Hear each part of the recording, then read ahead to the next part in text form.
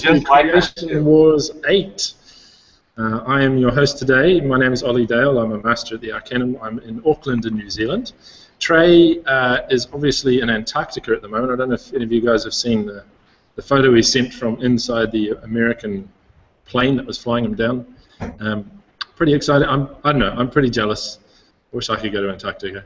But yeah, so I'm taking over for the next couple of weeks. I'm going to help run this show, and my sidekick today is Gino, who's just managed to sneak in before we pushed go. So, hello, Gino. Welcome along. What are you rubber gloving this? Gino, are you putting on latex gloves right now? What are you doing? No, these are not. These are cotton gloves. You remember a couple of shows back, I shamelessly begged Don Komarechka for one of his images that I've always liked. So nice. Don, I got it in the mail with this little certificate proving that it actually came from him. And these gloves, when you buy an image from Don, he mails you gloves to handle glove treatment. That is how precious his images are. He doesn't want you touching them with your dirty, grimy hands. So here it is, fresh off the press. Wow. Yes. I don't know if you can take in all this glory, but sweet. I haven't had a chance to frame it yet. But I did want Don, number one, to know that I appreciate it very much. I love it. It looks better in person than it did on his wall. And thanks for the gloves. These are going to come in handy. So yeah. For what? For handling all those negatives. They will be used. Well, also, what a great idea. I don't know if everybody else does this, but having this little seal right here and everything looks so official, makes this thing seem like it's way more valuable than it really is. So see, I got a huge print the other day of a snowflake, and it didn't have that in it. I think some random person just posted it to me, so it mustn't have been his. Yeah. Oh, yeah. I got a signed copy of his book too. You're getting ripped off if you don't have this. But anyway, yeah. So anyway, good to be. The short answer is I'm doing very well. How are you doing, Ollie? Yeah, very well indeed. I've had to give up a truly glorious summer's day in Auckland to be here, but I'm enjoying it a lot. And so are all these other masters, so we're going to go through the introductions at the moment, and as Trey does, we'll go from my left to right. So just to let you know, that'll be Gina first, followed by Jessica, then Mason, and then Ron. So how are you doing, Gina? What have you been up to? Are you home yet? I'm doing good. I am not home. I'm representing the fine town of Cleveland, Ohio, which, last week I was trying to give Gino some digs about, making some digs about Cleveland the week before. But now I'm just getting digs for just being here in Cleveland from the rest of the worldwide community that we're reaching out to here. But I'm doing good. I'm happy to be here. This is my second time representing. And hopefully I will do better tonight, although I know I'm going up against a bunch of veterans, and one with war paint, so that just scares the hell out of me. So hopefully we'll do good, and my apprentice will hopefully get word that he's on. It was we just got invited in today. There was a cancellation, I guess, so I'm happy to be here, and I'm happy that I have some great apprentices that I was able to choose a really good photo quickly and feel like I can represent. So thanks for asking me, Ollie. By the way, I love Cleveland. You got the Rock and Roll Hall of Fame there. That's right. And one of the few cities in the world, and I mean this sincerely, that you can actually set the lake on fire, the one that you'll have. So, and they have, right? Your lake has actually been on fire before. No, actually, the lake has never been on fire. It was the river. Oh, the river. Sorry. Yeah. But anyway, I did want to ask you, your company here, Gina Dad Venture. What kind of a dad venture are you guys? That would be Gina D Adventure. Gina D. Gina D Adventure. Yes. So, to clarify. Otherwise, AKA Gina D. Just Gina D. Call me Gina D. Okay, I see it now, Gina D. I thought you were just really into dads. Yeah. Like Mason. How do you say your last name, Gina? I've seen it and I've attempted it a couple of times, but I must say I think I get it wrong every time. DiGirolamo. DiGirolamo? And that's why we go by Gina D. That's why we go by Gina D. That's why I got married, because Jessica Paganowski was never going to take off. I thought Gina Geronimo would be pretty amazing. Yeah, that was, when I was a kid, that was the thing in first and second grade. You tell them your kid name was D. Geronimo, and they go, oh, like Geronimo! So, that would really stick with me too good. Great. I'm glad that I'm bringing back that fourth grade comedy routine. Well, that's okay. It goes along with your bringing back the burning of the river from so many years ago. Well, I mean, I think it's significant. It should be. People shouldn't forget historic things like that. Okay, Warpaint, you're up. Okay, so I am J. Lark. This is my third Creation Wars. I am a one-time victor, and it seems that I was called out by fellow Master Mason by name to bring it to go to war. So that's a fact. This is my war paint yeah. because I am here. And I also heard that Gino warned him to not call me out because I'm a little competitive by nature. So yeah. I don't think you need to be called out. You wake up called out. Yeah, that's not entirely untrue. So I'm here and I'm repping House Lark with Guillermo, and I'm super excited to bring my image because he brought it and I brought it, and everybody's going down just because they're associated, but it's really just mostly because I want to take out Mason. If everybody goes with him, I apologize, and we can all be friends afterwards. I'll send you cookies, and they'll come with a certificate of authenticity. And gloves. Oh. And gloves. Latex. Yeah, mine will be latex. All right. All right, Mr. Mason Marsh, the Creation leader. How are you, mate? Yes, I'm Mason Marsh in Portland, Oregon, and a master in the Arcanum. And yeah, I'm here because I called out Jessica Lark. It was just a ploy to get on this, just to get off of the rotation that I was on, because this is my third Creation Wars. I am a two-time loser. Gina was worried about facing the veterans. One of the benefits of facing the veterans, we've been shot up pretty badly. So we kind of got, trench foot and shell shock and all kinds of stuff. So as long as I'm not facing off against Angela B. Pan, I'm happy. I'm happy. So, and tonight I'm drinking a hopped cider from Oregon here. It's different. It's different. My jury's still out on it, but I noticed that I'm the only one drinking, and I'm the only one here with kids, so that says a lot. Oh, thanks, Stu. Stuart's drinking. I have kids. I was just smart enough to put mine to bed. You don't take your kids to war. What's the matter with you? They can't see the blood and carnage. This is not PG. That was an awesome time to pick up that cup, Jess. That was great. Awesome. Well, thank you, Mason. And Ron. Yeah, hey, Ron Clifford here. I'm representing Canada, and I just wanted to point out, I got this thing in front of me. I'm so Canadian. See that Canada is winning the World Junior Championships 2-1 after the first period. Hockey for you, being Canadian. Go Canada. Anyway. Yeah.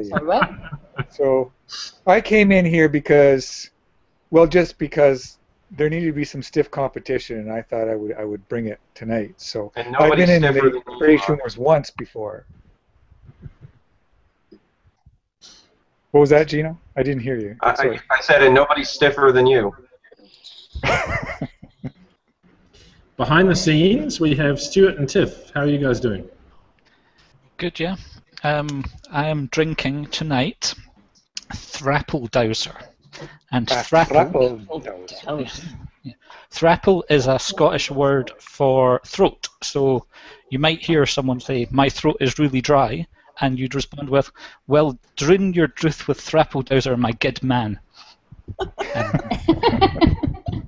So there's your Scottish education for the evening. Wow. And on the flip side, down in Australia, Tiff. Yep. Hi everyone. Tiff here from Ron Clifford's Cohort, and I'm over on Twitter doing the live tweeting, and you can see live images, the full res images over there. And come join us, Creation Wars 8. Hashtag Creation Wars 8. What's the Twitter handle? At Magical Arcanum. Magical Arcanum, correct. Yep. All one word. Yep. Do you remember a show from the 80s called Max Headroom? Yeah. Yeah. I want your max headroom filter, man. It's cool. Mine? Is that what I sound like? Yeah, very chopped up and broken. Oh, Yeah. right. Sorry. No, it's cool. I'll play with the bandwidth so you can hear me better. You just won't be able to see me very well. Is that better? Awesome. Well, thanks for coming along, guys. It's a lot of fun to be sitting in the hot seat. I was going to try and get a photo of Trey's office and put it in behind me and make it look like I was sitting in his chair, but I ran out of time. And he didn't leave me the keys, man. I was hoping he would. This place is awesome. Yeah. Now, you could like take his little quadcopters around and get Choppy to do things with you, Hang out with the others. I'm drinking the Schweppes Classic Dry Lemonade today, and I'm hoping to chow my way through an entire bag of Pascal's Pineapple Lumps, which, if you've never tried pineapple lumps, you are seriously not living life. Covered in chocolate, chewy on the inside, taste of pineapple. Really interesting story, Pineapple Lumps. This is my tech talk, by the way. Pineapple Lumps started as a byproduct of some other candy they were making. And they were like, what are we going to do with this stuff? So they chopped it into little squares, covered it in chocolate, and charged the earth. But I am very happy if the masters want to get in touch, give me their address if they haven't given it to me already. I will send you a bag of Pineapple Lumps. With a pair of gloves? With a pair of gloves. No pineapples are hurt in the making of those sweets. Unfortunately not. No. There's cocoa powder. Oh, there is pineapple juice concentrate. That's right down the list, so it's not much. Lots of sugar. So good. My gran used to eat these, and now she's dead, so that's how good they are. Right. So while he's chewing on the pineapple, I actually have a tech talk issue that I wanted to bring up tonight. I don't know if you guys have ever seen these little devices, like little batteries that you can plug into your devices, and they help charge it back up when your phone's dead or your laptop's dead or something like that. You know what I'm talking about here? Yeah. You bet. That one right here for you, too. There's a few. Yeah. They make so many of them. So what I was wondering today is I noticed that when you want to charge it up, see, it's got these two little plugs here, and you plug this in here, and then you plug that into your computer, and it charges this up, right? Right. And then when you want to, and then you switch it out later, you plug this end in here, and then you plug that into your phone, and it charges your phone up. But what happens if you take this and plug it back into here? Have you seen Have you seen? You gonna do it? Let's do it live right now. Let's see. Yeah, I'm gonna do it right now. I've never done it. It may blow up, but if you plug this into here, will it just keep itself charged? Let's find out.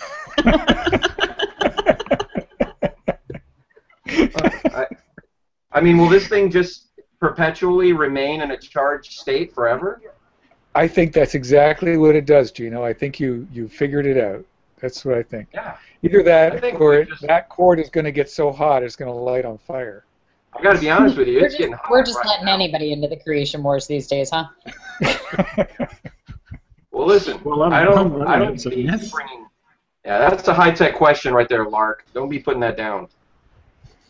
All right. Well, anyway, if anybody knows the answer to that question, email me at 1138studios.com. I would like to know if this will remain charged forever. I unplugged it because it started getting hot, but we'll see. I think that answered your question. Hey, you know what? Maybe this thing was about to like split some atoms or something, and you guys just missed out. So who knows? It's actually dual functioned, you know. It acts as a hand warmer when you're out in the freezing cold. You just plug one end into the other, and your hands will be fine.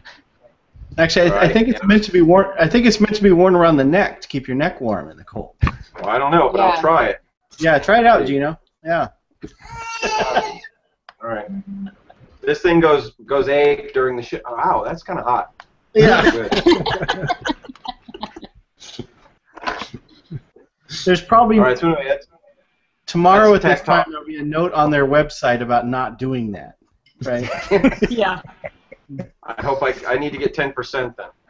Mine has a little light bulb on it, like a little flashlight, which I think is one of the. That's brilliant. Doesn't I got one of those Doesn't too. it make you wonder, speaking of like tech things, when you read the warning label, like don't you really wonder who did some of the stuff that made it a necessity to put that on the warning label? Like I got a new curling iron the other day, and I swear the first warning said, "Do not use internally." Oh. And I Wow. went, I think that we should just take the warning labels off everything and let Darwinism do its thing. Like, Some of the That's what most we're fun doing. I've ever had was not worrying about the warning labels and just plugging things in to see what happens. I think some of the Leonardo da Vinci, Einstein, Oppenheimer, Gino Barasa, we're all in the same class. Fearless. I'm glad we're able to bring such knowledge to the camera world with our tech talk. Yeah. Gino, Well, I this think is you why should Trey do. won't allow me in the Arcanum, I think, because of statements like that. But I think you should do like an honorary guest video for the Arcanum library. That's just what happens when you plug this into this. It'll be like a little Easter egg somewhere in there for people to come across. Like, what happens when this gets plugged into this with Gino? Sure. Yeah. The Arcanum group. What do y'all call your little cohorts? Yeah. The cohort for insanity or something like that. Yeah. For people that don't need warning labels or desperately need them but won't read them. Can't read them, yeah, exactly. All right, let's get the show on the road. Creation Wars are here. We have 4 very strong masters with their obviously talented cohorts behind them. So the order is Gina, Jessica, Mason, and Ron. What I'll get you guys to do is share the image that you're going to be, give us your presentation. Over on Twitter, under the handle Magical Arcanum, you'll be able to find high-res versions of most of those images, if not all, and you'll be able to do your own zooming in if you're watching the show and seeing what the masters are on about. Stu will send the link out, I believe, to the masters for you guys to have a look at the high-res versions if you want, as we're getting near the end of each presentation. So fire away. Gina, you're up first. Let's see what you got. Okay, great. You got my screen share there? Yep.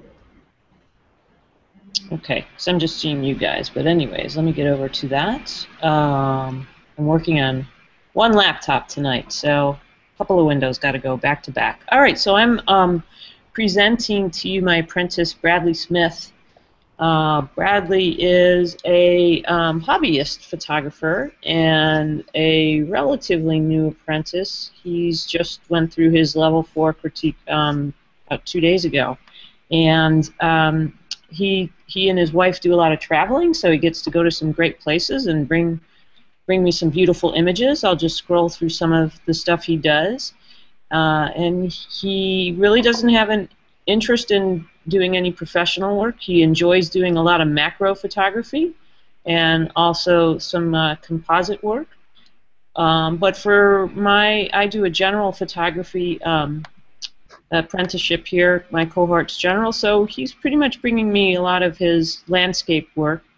And I encouraged him the other day to bring me some more of his compositing and his macro work, knowing that we do have some incredible masters in the Arcanum that would help him with that down the road. But I think he has a great eye and the opportunity to travel and bring some beautiful images is just great.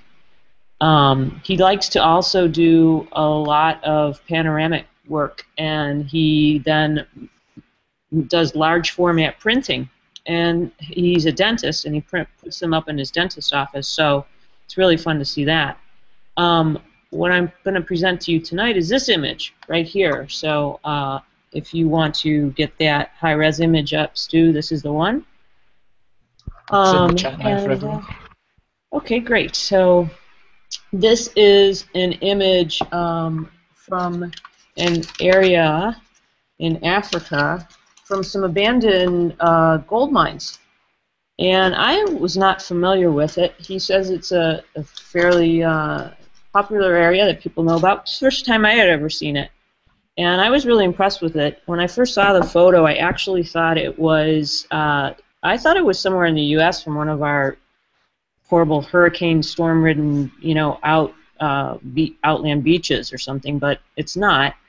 And I just really fell in love with the colors and the textures and the low-angle light in this photo, and I loved the framing within the frames with the doorways and just the textures of the old paint on the door and the walls. I just thought it was really beautiful, and for me, never seeing anything from this area, it just really struck me as a very strong and powerful image. He said a lot of what you have to do is crawl into these spaces to be able to shoot and get images. I don't know if any of my masters here tonight are familiar with this area at all, but I just felt really strongly about it. It's just one of those things that captured me right away, and I think he did a great job with all his technical work in it, and it just is. It just has a big story to it to me. It's like a place that obviously was lived in at one time, and nature and Mother Nature can just be fierce and take over, and yet still be beautiful. So that is why I chose this image. So I give it to you now for your consideration. Be kind, my dear war-painted master. Nice one, Gina. Right, so first on the constructive criticism critique, Jessica Lark. I really love this image. I am familiar with the area. I think Trey actually shot here not too long ago, if I'm not mistaken, as well. And there's something very eerie and charming about the juxtaposition of human beings kind of taking over nature and then nature reclaiming that I really like. I love the texture of it. I think the doorways feeding into themselves is stronger, and I feel a little bit like the door and the window to the outside just distracts and wants to pull you to the one side of the print a little bit. But overall, it's a really gorgeous image, and I would totally crawl in to be able to shoot in one of these buildings. So it would definitely it would score well in critique with me. Thank you, Jessica. Mason. You're muted. Unmute there. Yep. I had kids a squealing. So yeah, this is a beautiful shot. I'm with Jessica in that I think the peak of view to the outside world is distracting. I just love the peeling lacquer on that door and the way the light's hitting it, though. I mean, to me, that the door that's being bisected by the sand is the star of the show. And then the doorways are also very nice with the dunes kind of creeping in. But my eye just keeps wandering back over to that bright spot on the right side. And so I'm not sure, I'm sure that the shooting area in there is very tight, especially if you have to crawl in. So I'm not sure if he could have gotten lower or more to the right to kind of obscure that view out the doorway. But, man, what a compelling subject matter and beautifully done. I will say, too, I think that processing looks a little heavy-handed. I would dial back a little bit on the processing just to ease up. There's a little bit of haloing around that outside door and stuff. But I'm being nitpicky. It's a really wonderful shot. And, Mason, one thing I will say, I don't know if you're looking in the chat at the provided one, but it's not quite. The one that we're looking at here looks like oversaturated more than the original one does. No, I'm looking at it, the full-size one on my 5K iMac, Gino. Oh, you might want to go with a Windows-based product or something to help out. Yeah, it gets rid of the halos around the windows. Is that what it does? It looks a lot clearer. Awesome, thank you very much, Mason. On to Ron. Oh wow, it got to me really quickly there. I love it when that happens. Yeah, I agree with what's been said so far. Really articulate. I can't add a whole lot. I do agree. I think the texture in the sand's a little heavy-handed. You do want to see the texture in the sand, but I probably would have pulled back there. I'm not that concerned about the light or seeing the outside. I think that's all part of the bigger story. I think it's an excellent composition. I think the diagonals coming in from each corner are spectacular. Just the way this has been framed. And like you say, there probably wasn't much room to work with, so kudos. This is a great job. What I would do, though, is a little bit of border control. Upper right in the sky, some of those branches sticking in from the edge really don't contribute anything to the story and could easily be brushed out with a healing brush. Maybe a couple of those nails on the beam on the outside. Those are distractions to me, but not the sky itself. I think that really contributes to the whole story. I would pull back a bit on the sand texture, but that door is unbelievable. And then the way your eye just moves into the picture and walks back through the rooms. Well done. Nice, very strong image. Thank you, guys. Thank you. Yeah, I just so you know, yeah, my critique, we talked mostly about the outside, the sky, and the hill a little bit, and yeah, he did struggle with that a bit, but yeah, it really the door texture just got me right away, and that beautiful light on that door is just great. Cool, thank you very much, Gina. Right, next in the Creation Wars is Jessica Lark. Okay. Let me click over to screen share here. Okay, so I am representing Guillermo, who is one of my favorites as I throw things on the floor like a professional. He actually came and was originally selected by Natalie for Miss Aniela's cohort, so I didn't catch up with him until level 3 or 4, but his work is just stunning for me. You know, on his website he says he likes to tell stories, and that's exactly what he is. He actually dabbles in quite a few areas of the arts, and I picked him up for his fine art nudes and for his portraits, which was what I was seeing and what I was looking to see from him. But his storytelling images, I think, are really incredible. So that is what I actually picked today.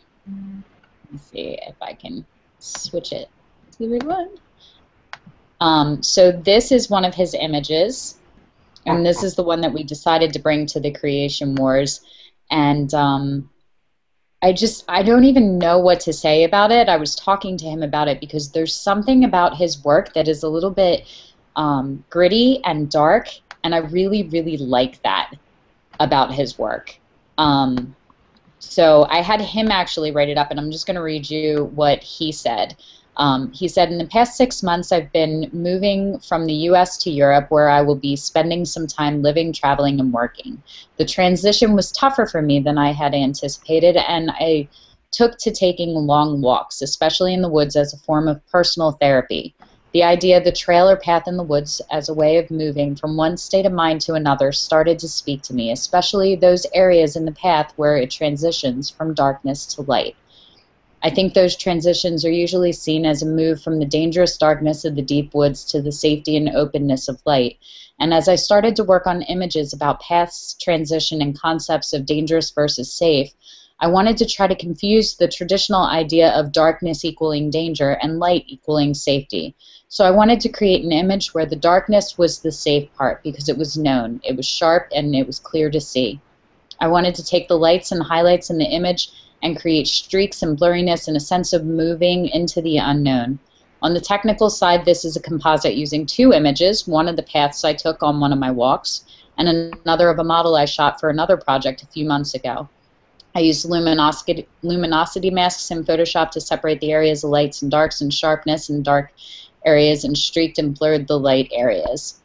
This image speaks to me of light and dark and what we do when we move through life. I don't think I could have said it any better. But I really I love this image. It's so far outside of what I do, and I think that's a lot of why it speaks to me, and I like the anonymity of the figure, and it's kind of got almost like a creepy horror movie kind of vibe to it, but I also think there's something really serene and peaceful, and I love the coloring. So when you come into battle with Mason Marsh, you have to bring your A game, and he definitely helped me bring it. Awesome, Jessica. That's great. Okay, Gina, you're up first.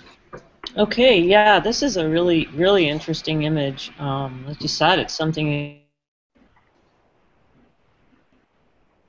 you don't really see. His idea and concept of flipping this dark and light feeling of what's scary and what's not.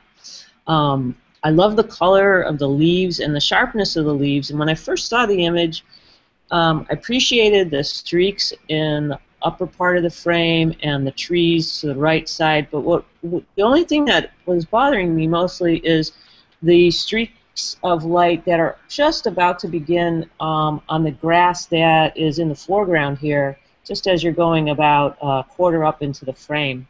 And there's almost like a point where I'm feeling like I'm not quite sure where he wants the streaks to start and where they should start. It's almost like they do begin there, but on the right side of the frame I don't really see them there. So I'm a little not certain that it's certain where he wanted to start them. That's the only thing I feel. And then the double image, the leaves coming across on the left side by the tree trunks, feel like also it just seems to miss just a little bit for me. I mean, overall it's a really incredible image, but those are the areas for me that my brain is kind of questioning. I love where she's at, and I love how she's blurred, and it's going into that very foggy, surreal lightness area there. But yeah, other than that, I mean, there's a lot of beautiful things to this image. But those are the things that stood out to me that I just question a bit. Almost like maybe if you could just clean that up a little bit more to make it a little more defined, I think it would have worked better for me. Awesome. All right. Thank you, Gina. Mason.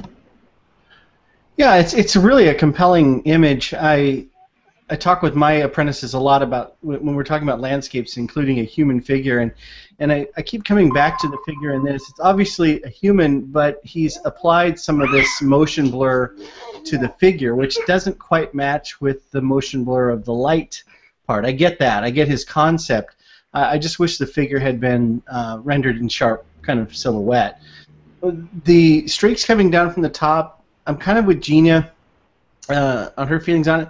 The ones on the right seem to come off axis from the way the trees are bent. And I know this is being nitpicky, but he's obviously someone who spends a lot of time scrutinizing every pixel of his images, and I would like to have seen those streaks match some of the angles of the trees. I think it would have seemed more organic than it is.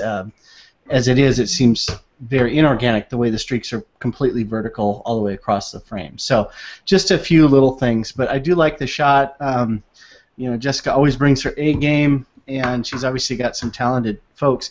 One more thing I would add, being someone who shoots a lot in the forest here in the Northwest, a lot of blue can sneak into these photos, and if you dial it back, the greens become much more vibrant, and he's got a lot of blue, which is really seen in the reflections of the leaves there on the path. And if you push that back towards yellow, I think you'd see his greens become a lot more compelling. So there you have it. Thank you, Mason. Ron. Yeah, I really enjoy people that are willing to explore their creativity, and I'm really enjoying seeing a person in the landscape. That's kind of a personal taste thing, but as far as artistic impression, it does certainly have a big immediate impact. I think the artist, I think his name is Guillermo, is it? Has communicated that kind of the juxtaposition of being safer in the dark than in the light. I think immediately that was what I got from the image. My very first thought was how odd that was. Excuse me. So in that, he's successful. It's the technical aspects as an artist. There's a few things that do kind of niggle at me. One of them is the strong blue shadow cast that Mason was talking about. There's a lens flare too in the trees in the upper right third quadrant that as an artist, I probably would have myself tried to balance that out to the greens and shadow that's there. I don't know if you guys all see it, but I can't point it out here. So, but there is a bit of a soft lens flare happening from shooting towards the light. That something that is a little just keeps drawing my eye. It's not. To me, it's not that little. It's actually kind of major. And then the streaks coming down from the top, being especially in the upper darker areas, being remarkably sharp, where the rest of the streaks are quite soft. I think that's a bit distracting too. But the message was communicated, and that's the most important thing about an image, is that the message was communicated. So there are some technical things that could be worked on, artistically speaking, but as far as getting the message through, he's done a great job. Awesome, guys. Very technical critique there. I think that speaks volumes for the actual storytelling, which is great. Now we are on to Mason. You ready to go?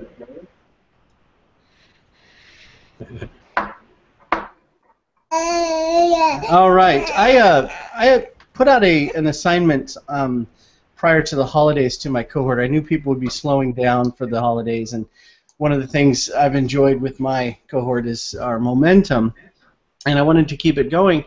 And I started thinking about holiday imagery, and what popped into my head, it kept popping into my head, was Norman Rockwell. And those of us in the U.S., I'm not sure how those of you overseas were exposed to Norman Rockwell, if you haven't been at all, but I grew up kind of seeing his work everywhere in my household, and he was a staff artist for the Saturday Evening Post, and this is one of his iconic kind of holiday paintings, and there's just so much to like about it, even though it's sort of Americana. I really like the tone of it, and so I put it out there as a challenge to my cohort to take their spin at this, recreate this shot photographically, and the rules were that it had to be a vertical, it had to contain at least 4 beings, and they could use that term loosely. It had to have good lighting, and it had to it had to somehow use baby in it. Tricks like, had to use compositional tricks like Norman Rockwell used, people peeking in from the corners, things like that. And so here's what I got back. Really enjoyed getting these. The first one was a modern take, and I know it's very small. I got the small JPEG here, but this is from my apprentice Nick, and he's peeking in from the corner of his own photo, and taken in his apartment, his very small condo. The next shot is from my apprentice David, and he. I really like this image. I really especially like the dog on the left. I don't know if you can see it, but the boy is holding a dog, which is giving the camera the most precious look. And that's David there on the right, looking at the camera in homage to the Norman Rockwell version. This is from Steven, who was my apprentice that I championed the last time I was on the Creation Wars, and he's the only being in this shot. And he claims that no owls were harmed in the making of the image, but it also features, I guess, what is a delicacy in Ohio, which is Jiffy, peanut butter, and Bush's baked beans, and shelled peanuts, I guess. Then we have my favorite of the bunch, and this is from the apprentice that I championed in the first time I was on the Creation Wars, Paul Zellers from Texas. And he took a lot of time on this, and one of the goals of assigning this to people was I wanted them to have to work with their families, because it can be some of the toughest clients out there. And I wanted to see what they could come up with, and Paul said this became a really fun time for their family, and that the making of this photograph was something they all really enjoyed, and his wife was game and everything, and so there's Paul and his wife presenting the holiday turkey, and I think this one most closely resembles the mood of the Norman Rockwell original, and Paul's masterful lighting of it I think was especially nice, and he even signed it like Norman Rockwell liked to sign his. So I present to you, this one is from Paul Zellers, and this is what we call the Rockwell reboot assignment. Nice. Very nice. I'm glad that you pointed out why he signed it, because that was the only thing that was bothering me, was like his sticking his name there. I didn't quite get the connection to Rockwell, so I'm glad you explained that part.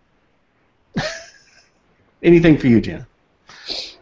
Well, Okay, I'm just Gina. saying, it just seemed pretentious, you know. Yes, yes. Yeah, Paul's not one to normally sign his photos, so it's intentional. Well, this is a very tough image to critique, I think. First of all, it's, you know, trying to replicate a classic photo is great. What a great challenge. I love that you did that. I actually wish I had done that with my family, just for the fun of it. It sounds great. But and I kind of wish we could have both photos up here together, just to compare them a little bit. But from my memory, and I'm looking at the high-res photo right now that you put up for us, I think this is a really great, you know, recreation. Technically, what's standing out to me that I really like, I love the clarity of the curtains in the background, and but there's like a softness to the foreground, which is more of what a Norman Rockwell image would look like. So as I'm speaking that, I'm just thinking, do I really, I'm attracted to the background being sharp and focused, but is that really, you know, something you'd want for this type of image where he's recreating? And I'm just curious a little bit about that, where we've got a little softer, and it's more looks like it's done with the exposure than anything else, like the turkey and everything. He did a good job of trying to give it that painterly, washed out little feeling with the food and everything else, and just having the family posing and the little girl, all of it. I mean, they did a great job. I wonder how many shots they did to get this shot just right. So I think, just having said that about the technical part of it, yeah, if he had taken that background down a little bit more, that may have helped for me. But to be honest, guys, this is a really tough photo to critique. I don't even feel like critiquing it technically is an easy thing to do. So I'm just going to pass it on down the line. I think it's just really fun, and see what everyone else has to say. Okay, Jessica, you're up. I think this is a really fun assignment. Of all the master mind benders that I've seen so far, this one's pretty cool. So I will set aside our rivalry to commend you on that point. I really do like this one, and I think of all the ones that you showed, if I had to pick one to come to critique, this would have been it.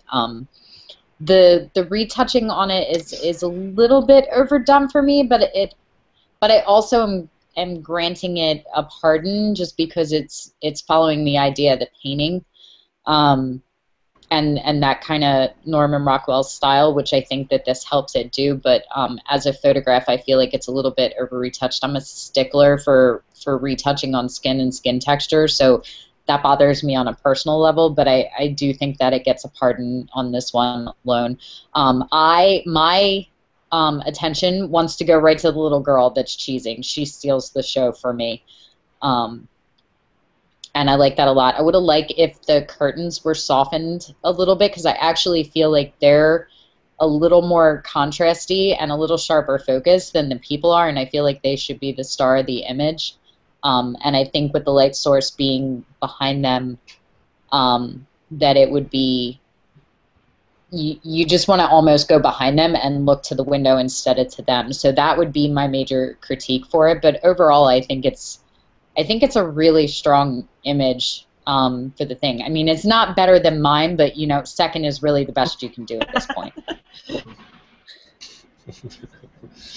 All right, thank you, Jessica. And Ron.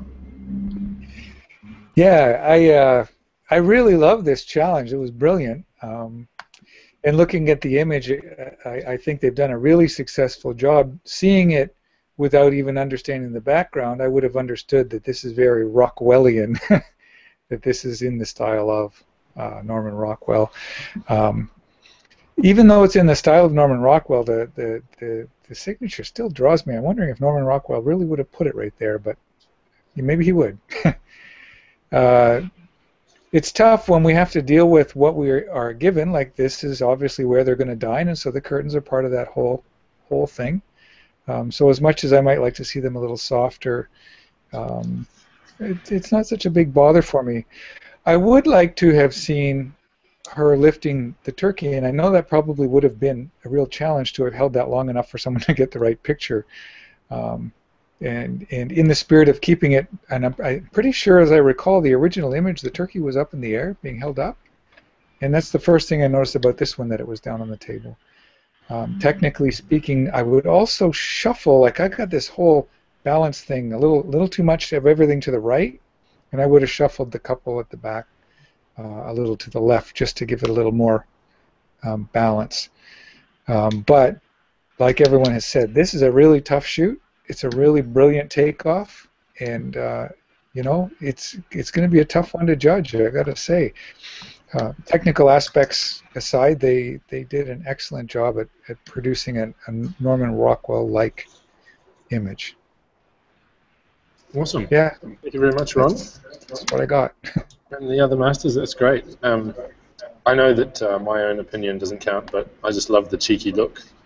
You know, you could do any kind of look in that bottom corner, but the look that he's given for that is just totally awesome. Anyway, I'm not picking sides. Right, so Mr. Ron, you're up next. Share away. Okay, so let me do it this way. Sorry, I should have had this all set, but I gotta distracted. Do it this way. I was distracted by all the amazing work that I'm seeing. I'm using, normally I would use Lightroom, but I had a size image with a couple of the images, so I'm just going to share inside of Photoshop, so please tolerate. I'm just going to share a couple and talk about Vivian, my apprentice that I'm featuring today. She just recently went on a trip and she did some photography. She also took some workshops, and she did some work with Jackie Rankin too, in a workshop that was part of her trip.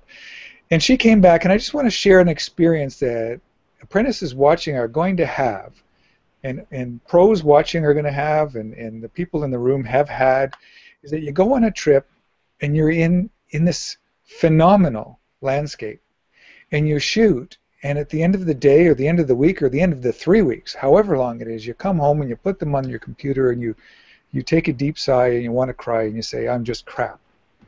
Because you've just spent 3 weeks looking at some of the most impressive vistas in the world, and you also maybe with some really high caliber photographers, and you're comparing yourself. So I just want to point out as I show these images that when Vivian came back from the trip, she was a little deflated. She didn't feel that she'd done a very good job. And so I'm just going to share some of these images with you, and what I want you to notice about these images is the impeccable composition, and the conditions she had were great, but her very mature editing. It's not over the top. It's very mature, very intentional editing, which is not often seen today. There's a lot of over the top or a lot of unsure editing. The editing here, I think, was exceptionally mature, and I think took a lot of forethought. So I'm just going to move through a couple of those here. In this image too, it's just spectacular. The way the light hits, the way the river winds. Her decision to frame so close to the bottom was very brave, but I think perfect for this image.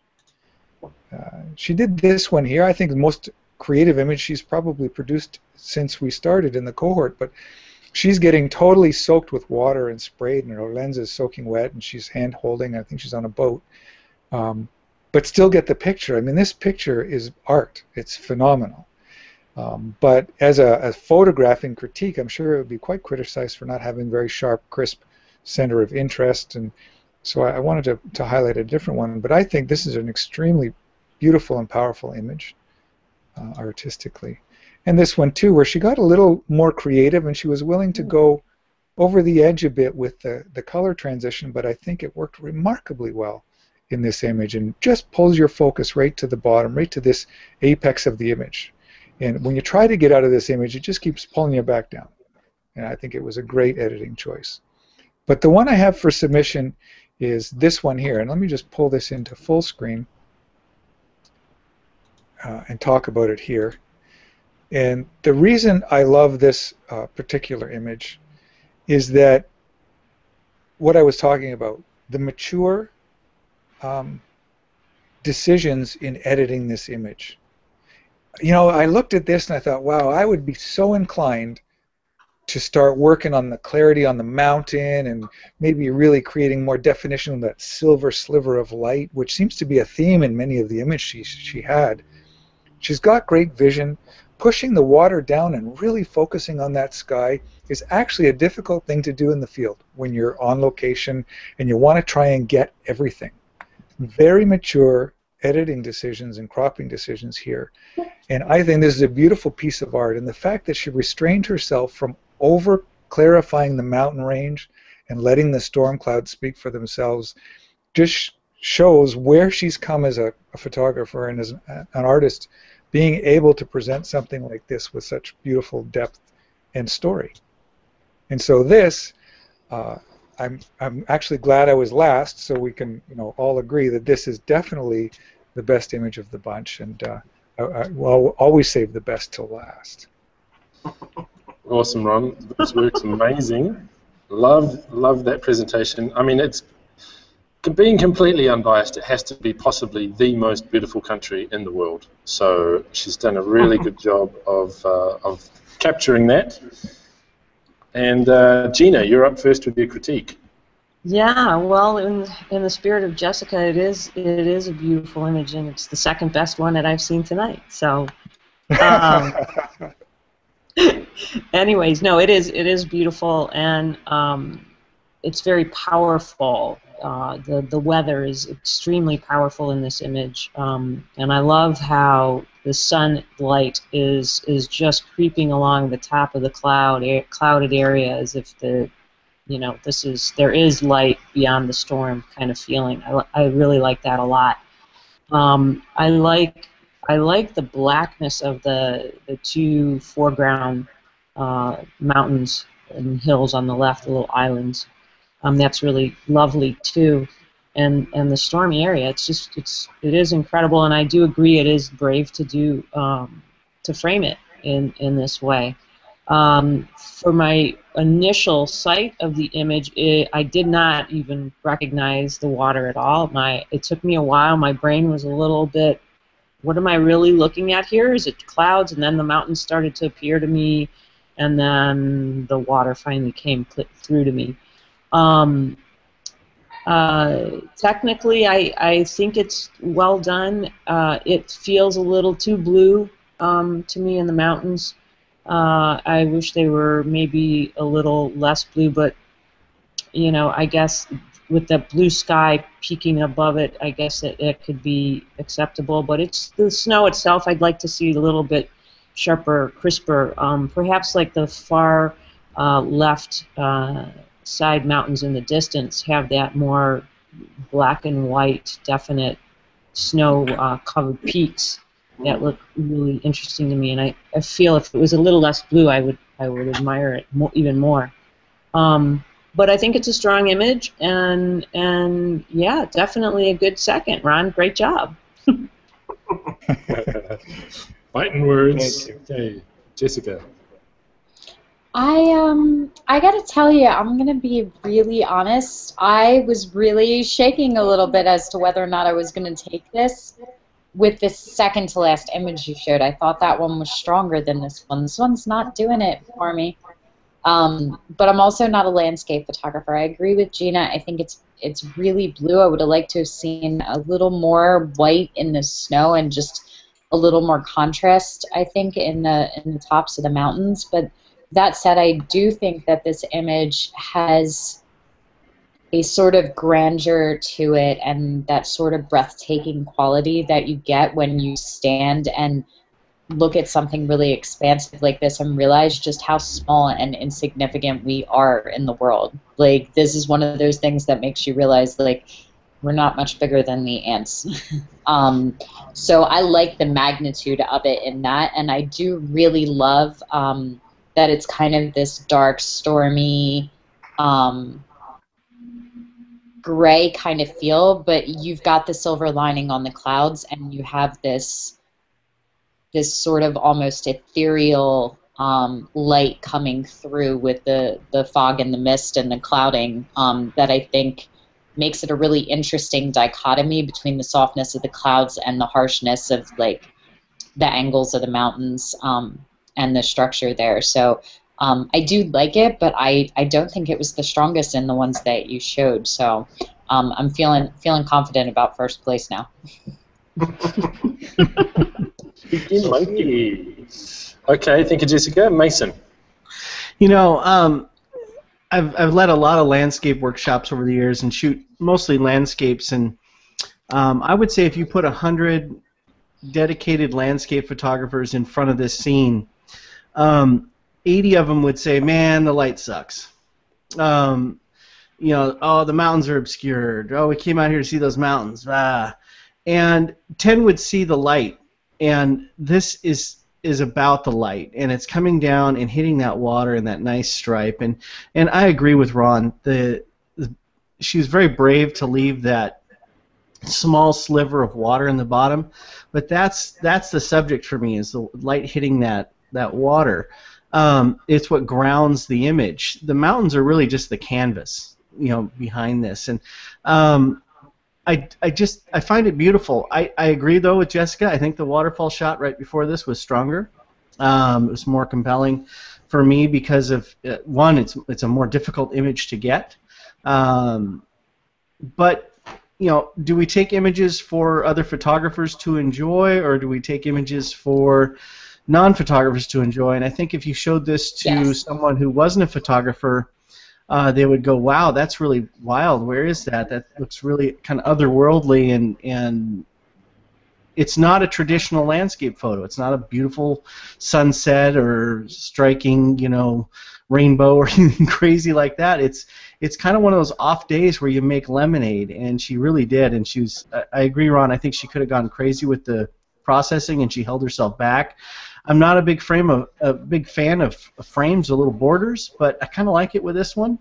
And I like the crop. I like it being a non-traditional aspect. So, all in all, not as strong as a waterfall shot, but she should be very proud of herself. It's a wonderful shot that I think any of us would be proud to have. Except for Jessica. Yeah, I just wanted to point out there, this was initially printed with a oh, you guys are looking at the one with the border on it, and I'm showing it in Photoshop without. So yeah, I get it. Okay. Yeah. You're talking about the border. Yeah, the link you guys are looking at has the border, and the one I have on screen is without the border. So yeah, that was. Very good. That's Well a very done. Jackie Rankin-esque border as well. Okay, and just for those who are interested in knowing, the Milford Sound is where most of those photos were taken, especially the one of that waterfall. It's got to be one of the most photographed waterfalls in New Zealand. And if you ever get a chance to come to New Zealand, down near Queenstown is the Milford Sound, and it's well worth the trip. It's a beautiful place. Right, so this is where we go back. We have a 30-second wrap-up. The masters get to poke each other with hot sticks and try and get each other to not vote for everyone else. So we're going to go in reverse order, so it'll be Ron, Mason, Jessica, Gina. If you could all share your images one more time so that the masters can, if they want to, be reminded of the images that you had. And for the viewers at home, we'll be able to rock through them on their screens as well. Okay. So masters will have 5 talents to donate to the other masters. You cannot vote for yourself. You can give up to 3 talents, but you must spend all 5 of your talents. One of the interesting effects of the recent change from having 5 masters per show to only having 4 is that it's really tight now. Where you put your own votes, because you're trying to get voted for yourself, is actually quite important. And every show since we changed down to 4 masters has been really tight. So this is going to be an interesting judge-off. I actually have no idea where this one's going to go. Usually there's I one or like two that that stand Jackie's is scrolling right now through all the images. Like, it's on mine, so if you vote for her, in essence, you vote for me. Very nice. Just saying. So, Ron, Ollie, are you suggesting, Ollie, that there's gamesmanship in the voting and that the masters aren't actually voting with their conscience? They better be. They better be. We're voting with our conscience. Just Jiminy Cricket left some of us a long time ago. Yeah, you must start conscience. That's the problem. So this one's going to be tight, folks. I can't see a standout winner. They're all pretty amazing. So it's going to be very interesting. Right, Ron, you have 30 seconds. Tell us why we should vote for you. Well, first of all, I chose this one over the previous one that you guys liked because the previous one was so much photographed, whereas this is a really original image. Like Mason was saying, he's also a landscape guy and knows the vision here is a very mature, advanced vision. She has definitely put forward a beautiful piece of art here. It's not a typical cliche shot. It's a piece of fine art, and it needs to be seen that way. The message isn't the mountains. It is the sliver. It is the silver lining. And so clearly the best picture. Wonderful. Thank you, Ron. Mason. I put up both the Norman Rockwell original and Paul's version of it, his reboot, if you wish, because some of you mentioned you wanted to see those side by side. I wanted to just mention here, I think Gino actually said it best in a comment that he made in the chat, that that Paul's family is going to be very proud of this image for a long time. And it reminded me of a quote that I embraced last year from an old photographer, and I'm paraphrasing here. He said, all the photos in the world don't amount to a hill of beans. People love pictures of the people that they love. Mm. And I think that Paul has done a good service here, in having fun with his assignment. He's also created a moment that they're all going to talk about for a long time and how much fun they had and in making the photo. And I think everybody in the shot is going to be happy with how it turned out. We can nitpick the details because we're photographers, but they're going to sit back and go, wow, Grandpa Paul really nailed that. That was cool. And that's Paul in the shot, by the way, playing the man at the head of the table. So how he triggered the camera and got over there, I'm not sure how, but I think he did a great job of recreating this classic American painting. So there you have it. Great stuff. Thank you, Mason. Jessica. So one of the things that I'm always telling my students is that, in a way, every portrait that we take is a self-portrait, and it gives a lot of insight into who we are, not just to the people we're photographing or what it is. We photograph things, not as we're seeing them, but we photograph to show how we feel about what it is that we're seeing. And I think that this image really does that. One of the reasons that I love his work is because it creates impact. And like Ron said at the beginning, whatever the technical argument is, it creates an immediate feeling, an immediate reaction to it that draws you into it. And I think that's what makes for a good image and a great artist, both of which are being displayed here. So that's it. Like, I did not bring the war paint for a non-good image. There is only one choice. Awesome. Thank you, Jessica. Gina. Well, it's an interesting competition tonight. We have so many different kinds of images, and Jessica's images, of course, lovely and beautiful for the artistic value of it, and Mason's is a beautiful recreation of a classic image that we are all so familiar with, and Ron brings in a great, beautiful landscape that brings motion and emotion with the clouds and all of that. Everybody's stuff is strong. I feel like technically, this is a competition. This is a photography competition. It's not just about family photos and feeling good about art and things like that. So I'm going to go for the guts here and just say this is a photography show, and I think this image that I have, which I'm not seeing up right now, guys. I'm seeing up. We're seeing there it is. That's right. It's up. You're seeing it's it. up. Anyways, I just feel this image is really, really strong in lighting and composition, and for me that's just two really important things as far as imagery and photography go. It's just where I've been trained, and I think that Brad did an amazing job of capturing this at the right time of day. His framing is just impeccable, and technically it's fantastic. The texture, everything just makes you want to be there for me.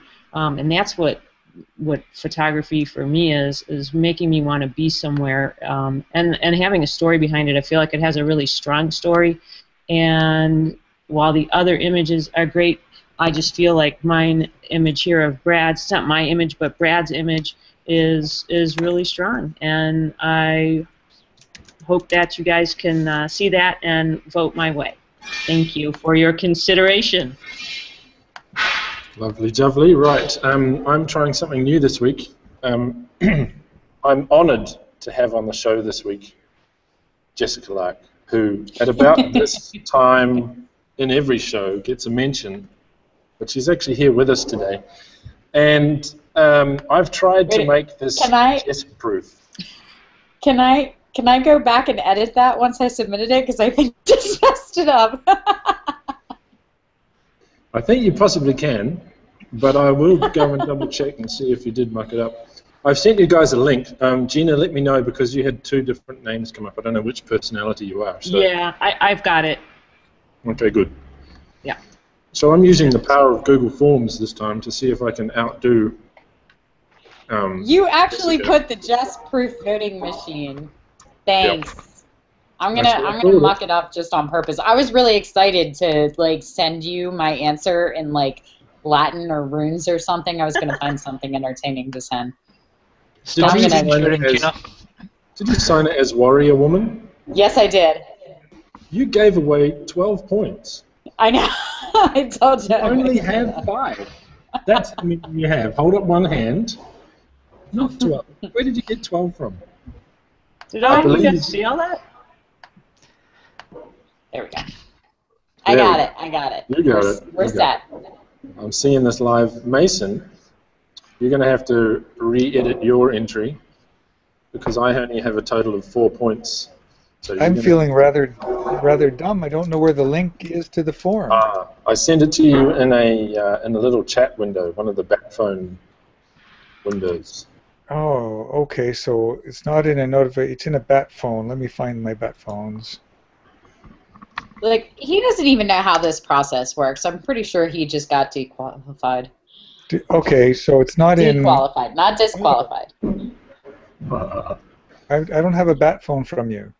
Oh, here it is.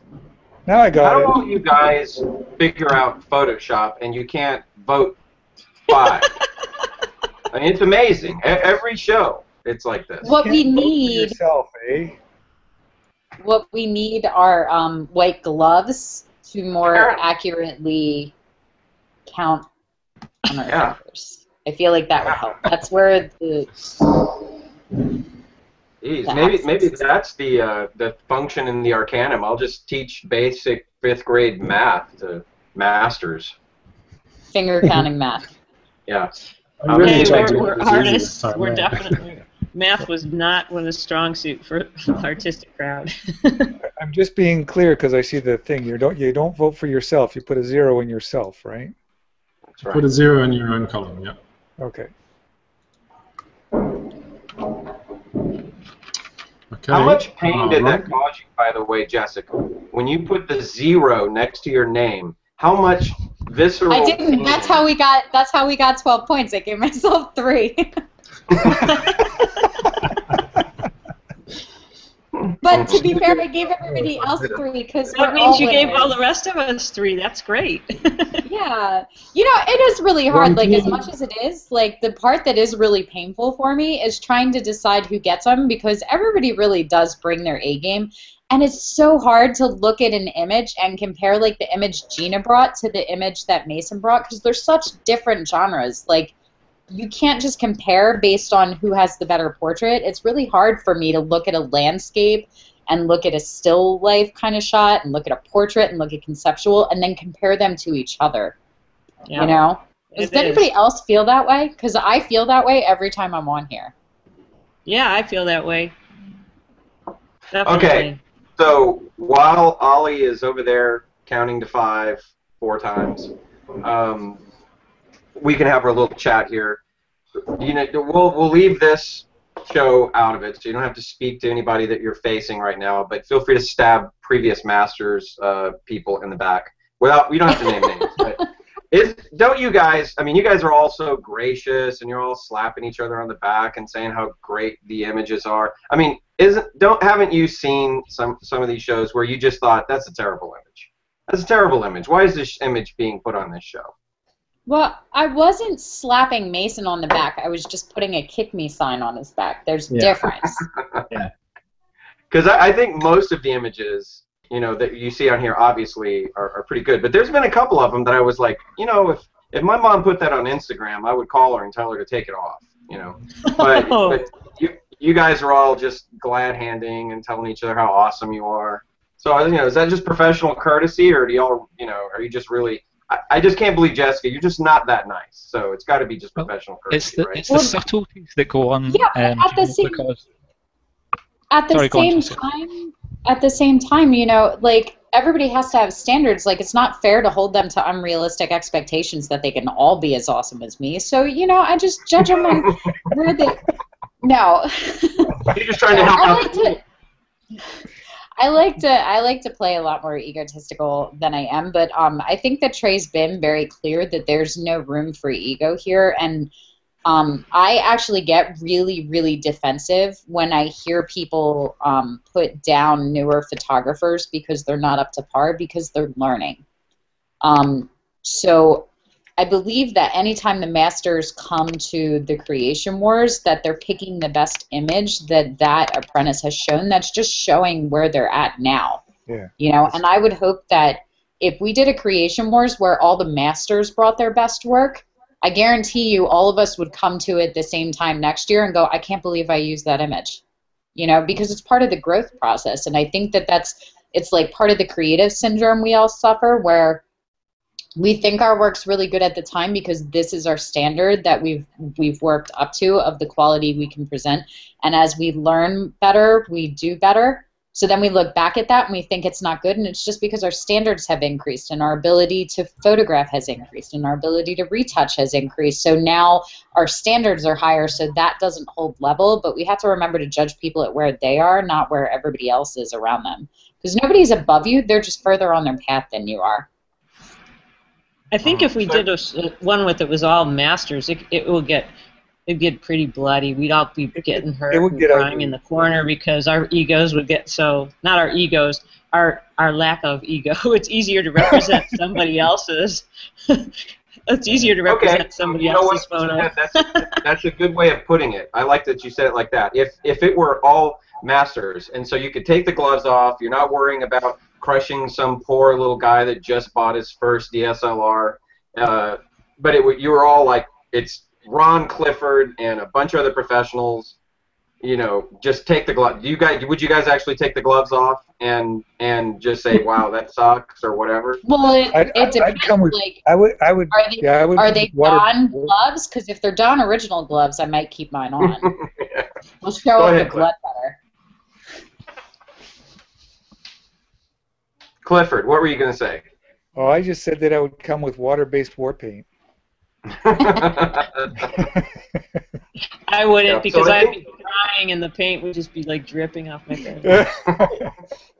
Gino, I think what you're missing is you don't see, you know, being outside the Arcanum, you don't see how much that this has overtaken much of our lives. And people like Ollie and Jessica and Stuart, these are my only friends now. Which is really sad because none of us are actually friends with him. Yeah, I've never met any of these people. I mean, I didn't get a Christmas card from Ollie, but I still consider him a friend. You know? I did. But, oh, poor Ollie. You know, that's going to go down in history. It's true. I'm joking, but it's kind of true. I think if we all represented our own images on this show, we'd kind of critique them, but we'd all be like, yeah, I don't know if I would do any better in that situation either, because we spend so much time critiquing that I think that I'm spending a lot of time kind of critiquing myself now. And I've gotten a lot harder on my image. I don't think I could bring too much of my images. I've been going through my 2014 stuff. I don't think I could bring too many images from 2014 that I would fight for. Exactly. That's how I feel. There's some problems with this one, but yeah, see what you guys think. And we probably spent a lot of time going, well, gosh, I hope you guys like it, because I don't really like it that much. So I know Lark feels differently. Every time she presses the button, it's magic. But maybe we should try something like the Secret Santa. You know how you pull a name out of the hat and you get that person? Maybe we should represent each other's work, and no one knows except you. So you bring an image, you know whose it is, and you stand up for it with anonymity around the author, and just see how that goes. That'd be awesome. I like this idea. And I think it'd be really interesting if whoever you picked, you got to pick your favorite image from them, because I bet you whatever our favorite image would be wouldn't be your favorite image that you've created. Does anybody find that, like, with their clients? Like, that's always a thing for me. I always know when I go into my viewing session, I'm like, that is the best one of the session. And she's like, yeah, that one's nice, but I really like this one. And I'm like, yeah, no, I know, your boobs look perfect in that one. But this one over here, the light and the composition, and I nailed it. And she's like, no, that one. I think it'd be I think it'd be the same way. Like, I know that I would pick images for everyone that everybody else would be like, really? Of all the images I created, that one's your favorite? I shouldn't have showed you that one. Did you see the suggestion Tiff got from Twitter? What was that, Tiff? That was a good suggestion. Yeah, the suggestion. Apprentices bring their master's work. Huh. Yeah. That would be a cool one, too. Yep. Yeah, so the apprentice shows up, but you don't know who their master is necessarily, right? Because you guys don't know every apprentice that's in the Arcanum. So these apprentices show up, but they're repping a hidden master, and then have you guys critique the image, not knowing who their master is. That would be an interesting show. It's a good idea. Just got to find ways to modify this, keep it fresh, you know. I think we would all tread very carefully, like we were walking on glass. Guess I better start buttering up my apprentices a little more, huh? Yeah. So do we have a winner yet? Totally, we had a winner ages ago. You guys just keep talking. Yeah, it was me. Thanks to the amazingness of my new system. It was once we'd got out, made sure that you masters actually voted with 5, not 12 or 4. Then it was very clear who the winner was. And as I predicted, she was a tight race this week. And the scores were 6, 5, 5, and 4. So the winner wins by 1. And unfortunately, there's 3 masters who are going to run home with their tails between their legs, but only just. So the winner this week, Gina. Oh. Hey. Well done, Gina. Right. It was real tight, but everyone voting was very close, so that was awesome. Pop it up again one more time so we can see it. Okay, let's see here. Yeah, I think I messed up the voting again. Can I read? Yeah. Here we go. Screen share now. There we go. Yep, that's a pretty good image. It's hard to hate it. Thank you on behalf of Brad. He will be very pleased. Part of the world about 18 months ago, but we didn't get to this particular part. I think this is in Namibia, right? Yes, that's it. Yeah. It's actually called, I forgot to mention before, there is called Coleman Scott. We were very close, and I was so gutted that we didn't make it down to this place because I really wanted to get in there and shoot my own stuff. But it's really cool. Yeah, he said that, he told me that there's so many of those buildings, he said you could spend a week just and not get all of them. There's so much going on down there, so it sounds amazing to me too. It makes me want to go. Very cool. Thank you guys so much. Well done, Gina. I really appreciate it. I'm going to have to go and update the spreadsheet and make sure that we get your name as in the winning column, and all these other losers can miss out. Well, I'm 0 for 2 Ollie, now. how's your pineapple drops or lumps or whatever they are? Black lumps. Look at that. It's Why beautiful. don't you put a few more of them in your mouth? Like all of them. How many more to go? Oh, there's still a couple of handfuls there. It's pretty good. Slowly munching my way through them. Yeah. All right, awesome. Is the show being sponsored by the pineapple candy company there, or? Pascal. I wish, man. I would. I'd get really fat if they sponsored this show. I can tell you that. They're awesome, especially if you freeze them. Actually, beautiful. Now, on the email I got from Trey, here's the email here. He wrote that after judging comes tech tips, but we kind of already did tech tips, didn't we? Or tech talk. Yep. Right. We All right. did tech So, talk. What about People's Choice? oh, people's choice. Sorry, Tiff. Yeah. You may have the speaking share. Okay, so People's Choice winner. People's Choice was not close at all. And yeah, People's Choice winner was Jessica Lark's image. Nice What? one. Yes. What kind of Wow. people? People have spoken, Mason. Yeah. They She's say just you filling should up wear our your brave viewing heart audience paint. with her cohort. That's the only. This whole thing is weighted heavily with her cohort. It must be. Yeah, it's just the sheer I think numbers. you just that called is my cohort inundated. that. That's how we should do Now, it. I gotta tell you though, like they were all really good submissions this week, and when I saw Mason's, I was feeling the heat a little bit. I was, it turned on my AC for a minute to cool off. That was a tight run. That was a good show. Jess, maybe it's just because you took your war paint off too soon.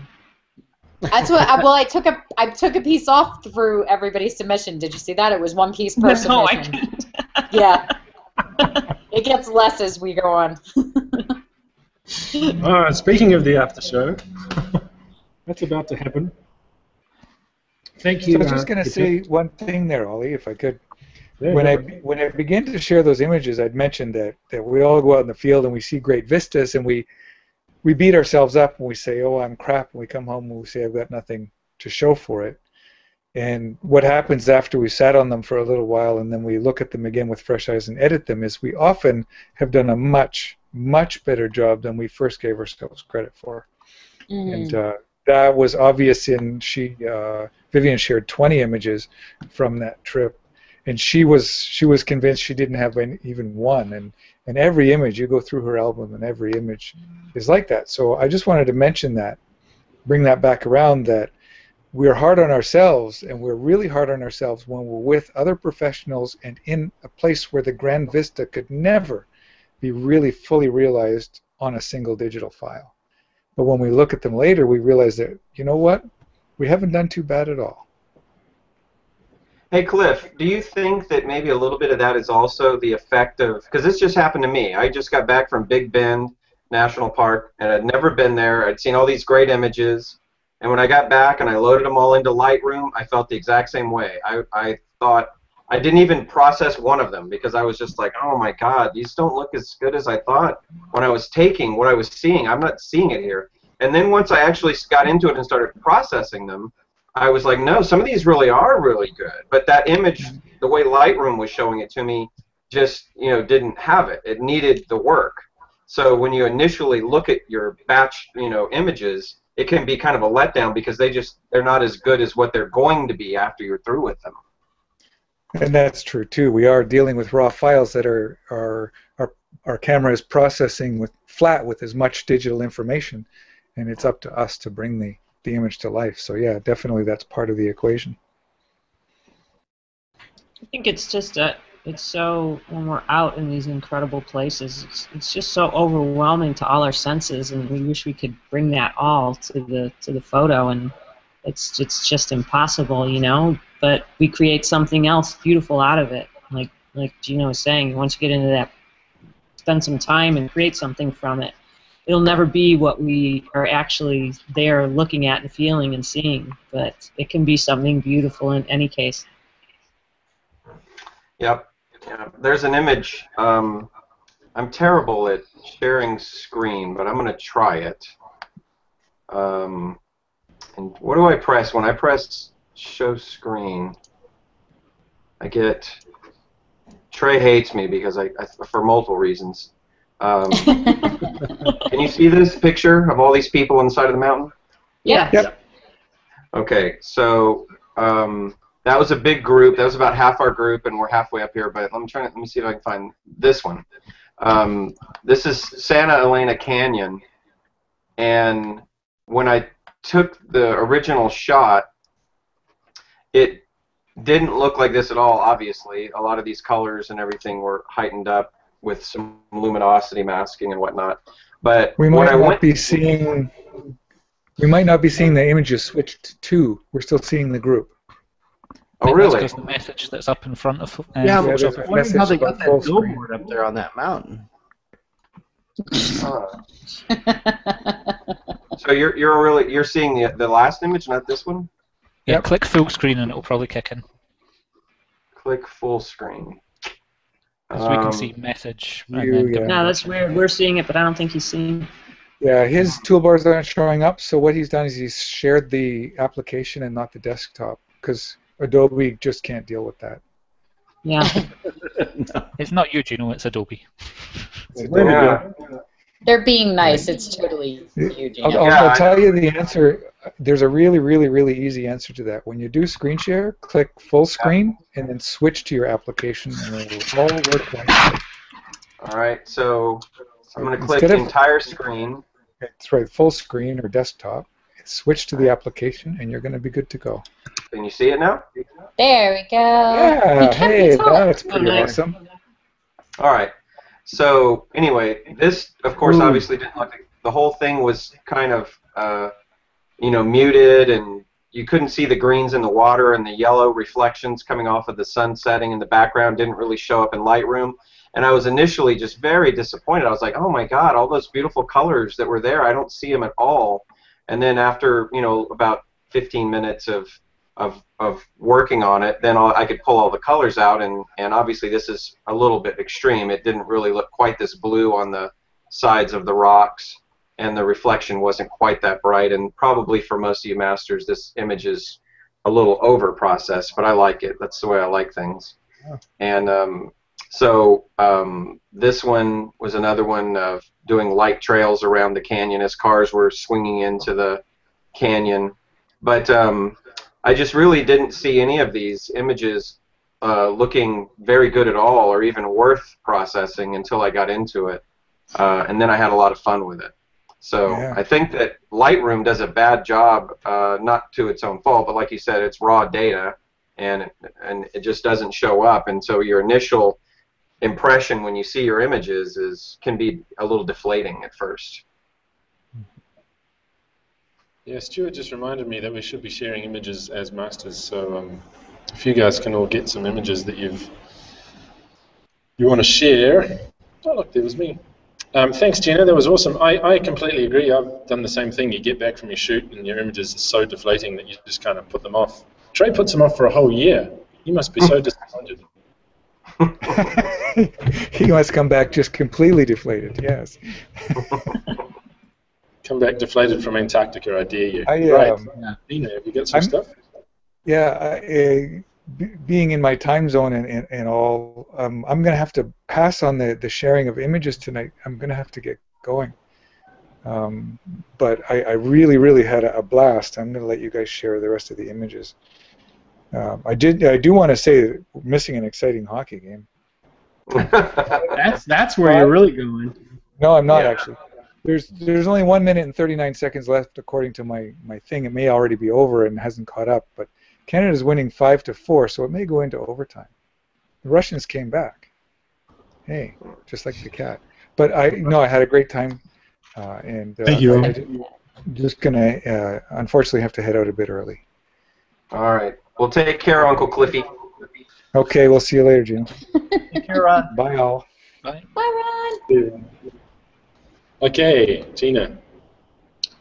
Okay.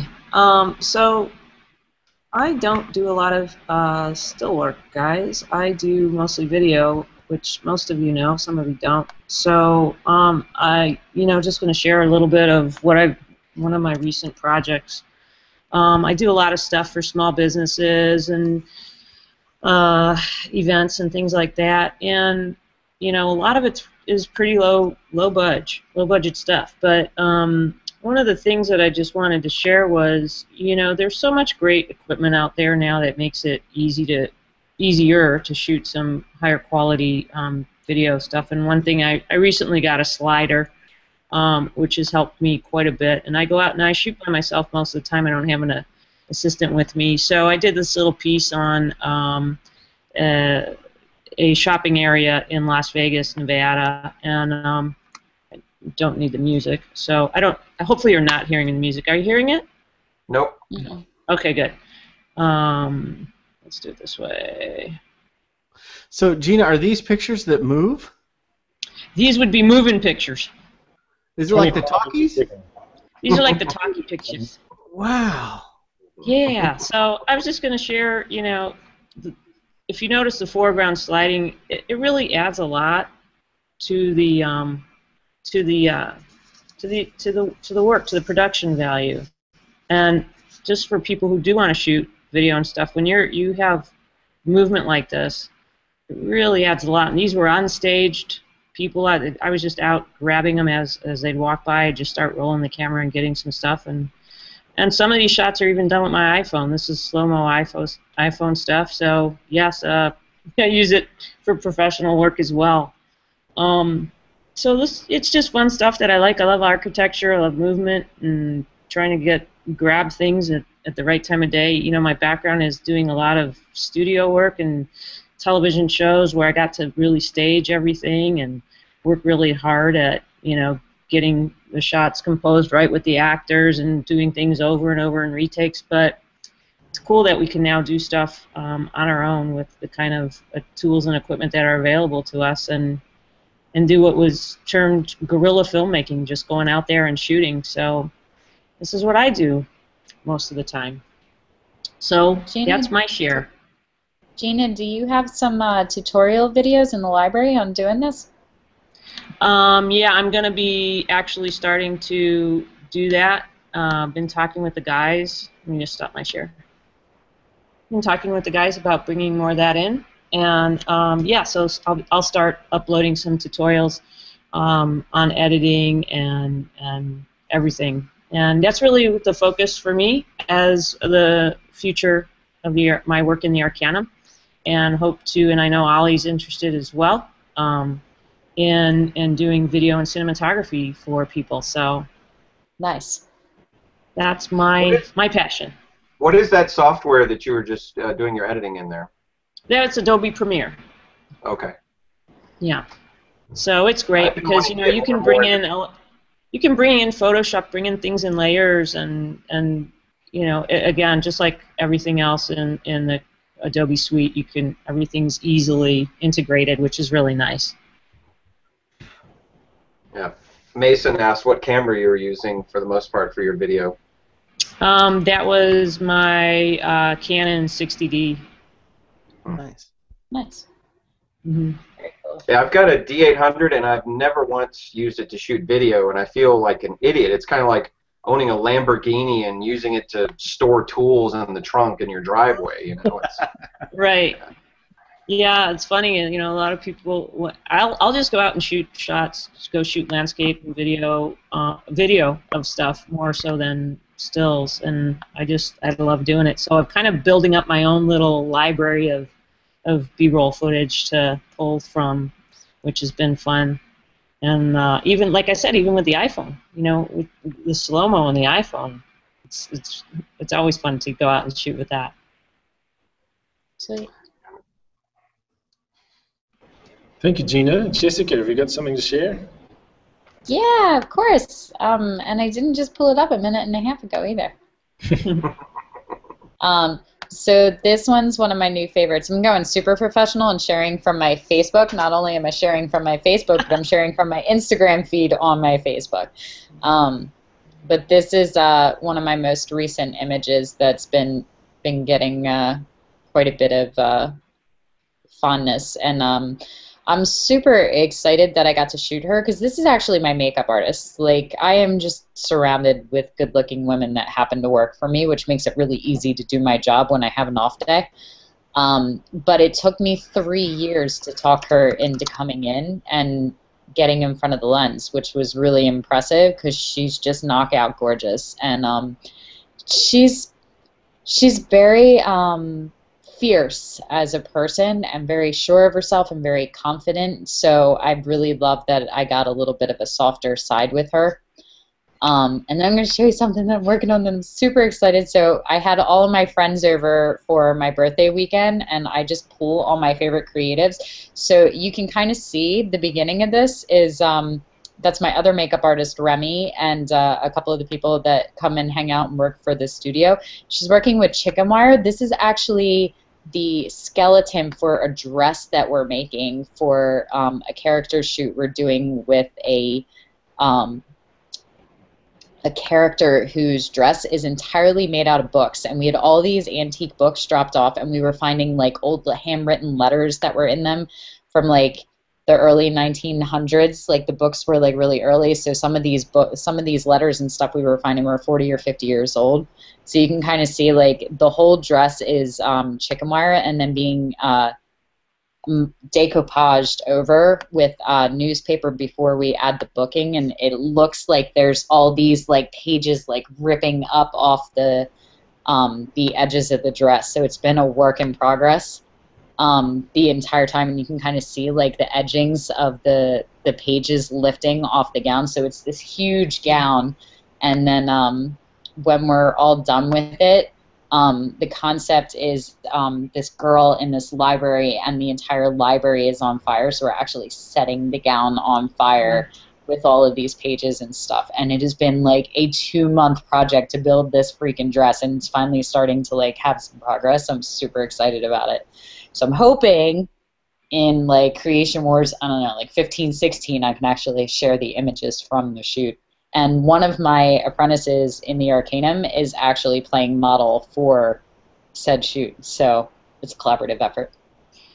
So you're going to have a one take at this.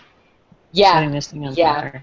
Because I like to live dangerously. I'll be wearing my war paint for the shoot. How many cameras will you use for the shoot? You going to do have some other assistants with you to shoot? No? Just one? I have a couple of people that'll be like shooting behind the scenes and running some video for it, for the process, but just one. We're going to hope to God we got it right. Wow. That's great. It'll be fun. So that's what I'm working on.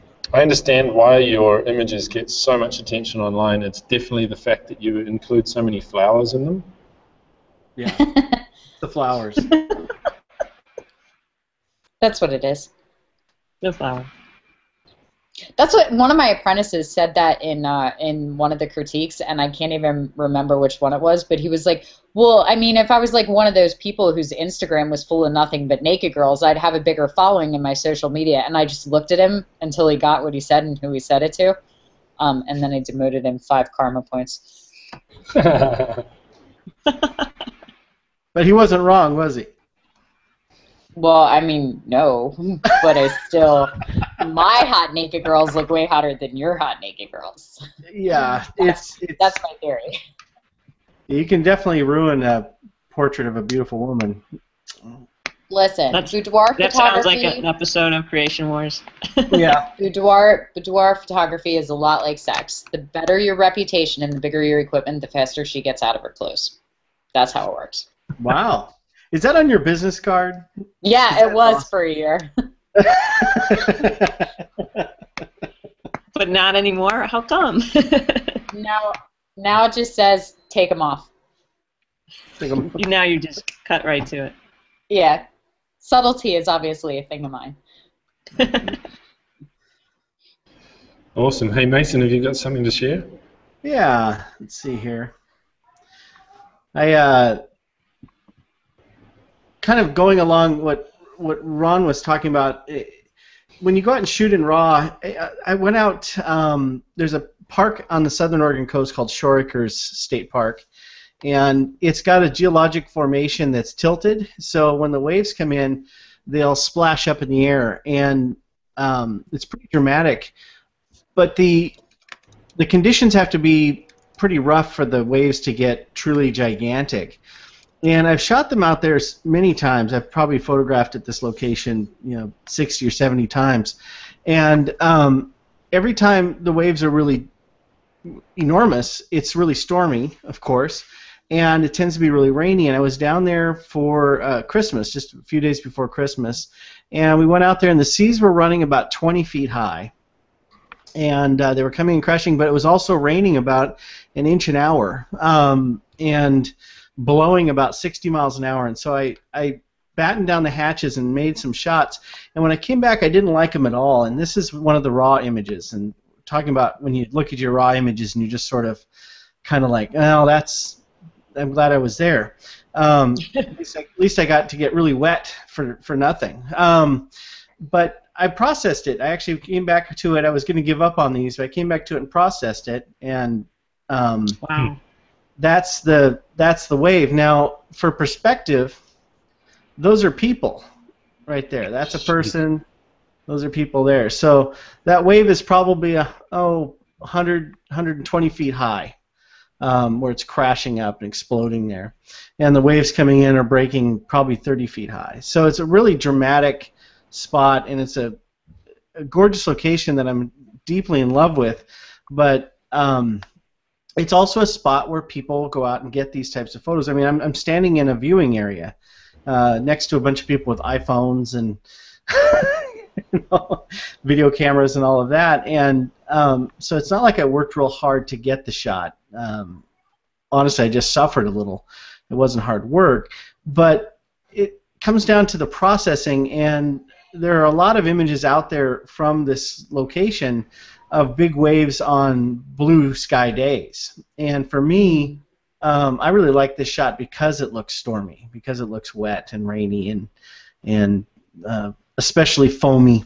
So I'm happy at how it turned out. It's one of those shots that when Ron was talking about being disappointed when you come back and look at your raws, I thought of this one right away, because up until I processed this a couple days ago, I really thought that the weekend was a wash. So there you have it. That's my share. Not a bunch of beautiful naked women, but some wet rocks and a lot of sea foam. Mason, I think what we need to do is just collaborate, and we'll pick some of your awesome locations, and we'll put some of my naked girls in your awesome locations, and we'll just like create a collaborative project. Jess, you bring some beautiful women to Oregon. Actually, we have quite a few beautiful women here. So you just come to Oregon, and we'll find some beautiful women. I'll take you out to the coast, and I'll just shoot over your shoulder. It'll be fun. Done.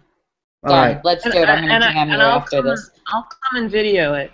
Awesome. Bring the slider. I'm so excited. That is such a trifecta of there we go. Sexy landscaping, wish you were here-ness. I can't even handle it. Yeah. I'm excited already. I'll bring my slow-mo. That's fantastic, Mason. Yeah. Thank you. Very cool. I'm in the wrong state. Pennsylvania does not look like that. Yeah, we're pretty spoiled here in the Northwest. We've got. I can go an hour to the west and be on the coast. I can go an hour to the east and be in the rugged mountains, and it's, I can be at 200-foot waterfalls in 45 minutes. It's rough, but the truth is, when you live in a place like this, you just don't get out as much. I mean, I don't shoot much around home. I imagine you guys are the same way. I have a beautiful suspension bridge a mile from my house, and I went through my 2014 images, and it looks like I shot it 4 times in a year. And it's like the Golden Gate Bridge, but it's green, and it's right by my house, and I ignore it for the most part because I'm busy changing diapers, I guess. Amen to that. So, Ollie, fearless leader, do you get to share tonight, even though you're the master, or what? Yeah. I'm going to share something. Although I'm going to keep it in the theme. Everything I've shared recently has been family photos, so that's what I'm going to share today. Ollie, I want you to introduce us to your cat. My cat? Oh, my dead cat. Dead cat. My beautiful dead cat from the road. official Rode product. Pretty windy in the studio there, huh? With that flag. I always breathe on my microphone, so I've found it very useful for cutting out the pops and the when I'm talking, so it's cool. It does, and too. It looks awesome. You need to get a set of those little googly eyes that stick on. You just ruined the illusion that it was some really epic chest hair. Yeah, where does the lapel mic? Yeah. A giant lavalier. What was I going to say? You've completely put me off. Sorry. Family photos. Family photos, yeah. So I'm actually working on a project at the moment where I'm kind of along the lines of what Gina was talking about earlier with the iPhone. About 3 or 4 weeks ago, just before Christmas, upgraded my iPhone 4 to a 6 Plus, and man, the slow motion on that thing is just so much fun to play with. I've got a slow motion camera that I spent 20,000 New Zealand dollars on, which is like $5 US, and you know that's hard and difficult to manage, and you've got to have external recorders, etc., etc. And sure, it's no S-Log, Gina, but it's still slow motion video at 240 frames per second, which is so much fun. So I'm going to do a little project on New Zealand summer with my kids, and I wanted to share some of the stuff that I took today and exactly what I left you guys for in my coming to this. So just let me know if you can see this. Is that full screenish? Yeah. Yeah. So this is a place not far from my house called Mission Bay, and this. It was just such a beautiful morning. We were down there this morning at 8:30. We had a random come down for breakfast Facebook call out last night. And so we took the family down and took our barbecue and cooked breakfast on the beach. And that's me turning the sausages. It was just such a beautiful day. It's insanely lovely here at the moment. Finally, summer has arrived. And look at that. Beautiful. They have this beautiful fountain. They've recently just sort of renovated it and made it beautiful again, and it's such a draw card for a lot of Auckland. Luckily, we were there before the thousands of others came down as well. But this is fun, man. This is just me in the water with my iPhone, and yeah, okay, I haven't graded it or anything, but it's just so much fun with the kids. They have a lot of fun. Being my models, they're not yet sick of my photography, which is good. But yeah, it's just it's a fun place, and finally summer has arrived. And I guess it was kind of along the lines of making you guys jealous of the fact that you guys are all cold and it's supremely hot. Not as hot as where Tiff is. That's just crazy hot. But does he hit it? I missed it. Oh, a miss. A lot of fun. So yeah, it's that's me. That's my little project I'm working on in the background. I'm in my quiet period at the moment. Most of New Zealand is on holiday in the summertime, and all my clients go off and do something else. So I'm kind of just working on my own projects at the moment. So that's fun. Ollie, I like that you have the little notification in the top corner screen saying that the Creation Wars are starting now. Yeah, now. Now. Yeah. Good to see you paying attention there, Jess. Well, I think Ollie's done a great job. What do you think? Filling in for Trey. Yeah. Yeah, we really don't need him back. I mean...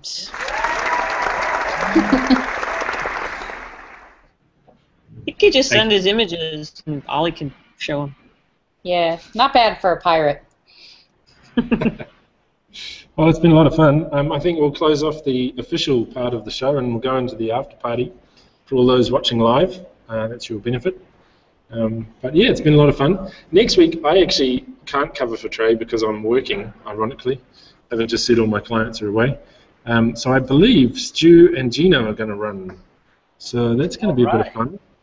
And I'll be back the week after that. While Trey The is still asylum down. has been taken over by the inmates. I'm so excited. Can I be on next week's episode too? You might have to be. Awesome. You're still looking for masters. I'll let you know how to go.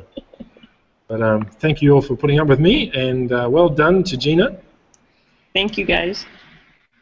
And to everyone else. Congratulations, Everyone's Gina. work was amazing. Thanks, Mason. All right, so Stuart, this is where you get to draw the line virtually, and hopefully we'll see everyone else next week. See you later. Bye. Bye, everyone. Scene.